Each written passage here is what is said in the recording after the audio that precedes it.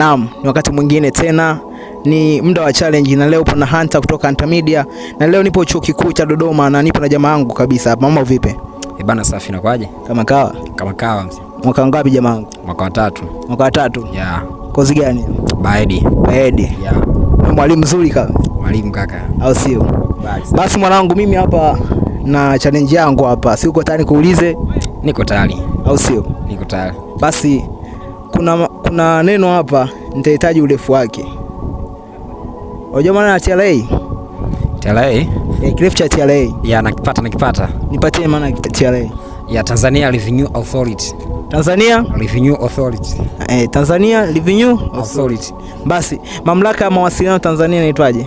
TCRA. TCRA. Nipe kirefu chake. Tanzania Communication